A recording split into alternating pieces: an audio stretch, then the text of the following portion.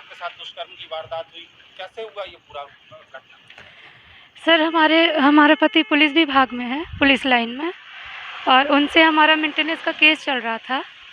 उसके बाद सर 156(3) का परिवाद भी लगाया था 2 पत्नी का, और सर उसमें हमारे अधिवक्ता प्रमोद पाठक थे और निपनिया में मतलब रहते हैं वो। उसके बाद सर वो हमारे अधिवक्ता हुए, और उसके बाद 156(3) में जब परिवाद स्टैंड हुआ पति के खिलाफ, तो इन्होंने, जो हमारे वकील हैं, हमारे पति से मिलके उन्होंने राजीनामा का दबाव बनाया और बोला कि इसमें समझौता कर लो। मैंने उनकी बात नहीं मानी और वकील बदल दिया और अपनी फ़ाइल मांगी, तो उन्होंने गाली गलौज किया, और गाली गलौज भी करने के बाद तो मैंने थाना चरहटा में आवेदन दिया, और उन्होंने भी मेरे खिलाफ़ आवेदन दिया एसपी साहब को। उसके बाद भी सर मेरे पास वॉइस कॉल और वीडियो कॉल और चैटिंग, और उनकी मतलब वीडियो कॉल करके ये बोला जाता था कि अपने कपड़े उतार कर दिखाओ।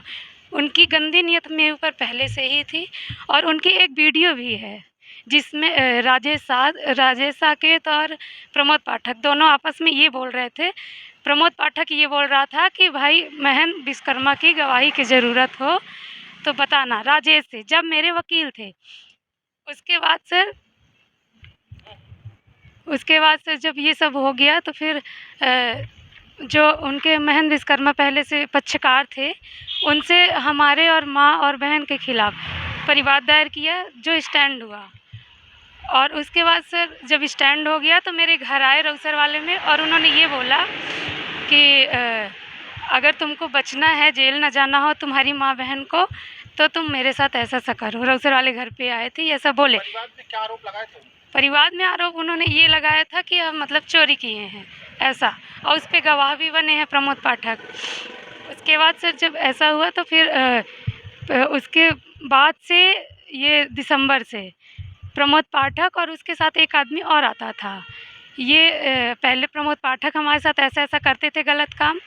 उसके बाद जो आदमी उनके साथ आता था वो बाहर खड़े होके देखता था कि मतलब मेरे घर वाले ना आ जाए कोई। फिर उसके बाद से कुछ दिनों तक ऐसा चलता रहा, फिर वो आदमी भी मेरे साथ गलत काम करने लगा। उसके बाद से मेरी तबीयत ख़राब हुई तो मैं वहाँ गई संजय गांधी हॉस्पिटल। मैंने वहाँ पे दिखवाया कि मेरे पेट में दर्द है अचानक, तो उन्होंने मैडम के द्वारा ये बताया गया जांच करके कि तुम गर्भवती हो 2 माह की उस टाइम पे। फिर उसके बाद सर मैंने इनको बताया प्रमोद पाठक को, वो फिर से आए मेरे घर, तो मैंने बोला मेरी तबीयत ख़राब है, ऐसा ना करिए। उन्होंने बोला कि दवाई खा लो गर्भपात की। हमने नहीं खाया, और उसी दिन उन्होंने ऐसी मतलब जानते बूझते कि ऐसी हालत में है, फिर भी उन्होंने मेरे साथ गलत काम किया। पहले प्रमोद पाठक किया उसी दिन, फिर है तो वो आदमी भी। उसके बाद सर उन्होंने धमकी भी दी कि ऐसा तुम जाओगे तो कोई नहीं सुनेगा, थाने वाले, और मैं वहाँ पर ये बोल दूँगा कि तुम राहत राशि का पैसा लेने के लिए झूठी रिपोर्ट करती हो, ऐसा ही उसने बोला था। उसके बाद सर मैंने चौराटा थाने में और एसपी साहब को, आईजी साहब को, उसके बाद मैंने राष्ट्रीय अनुसूचित जाति को भी दिया आवेदन। उस टाइम पे नहीं हुई थी सुनवाई, 2-3 महीने नहीं हुई।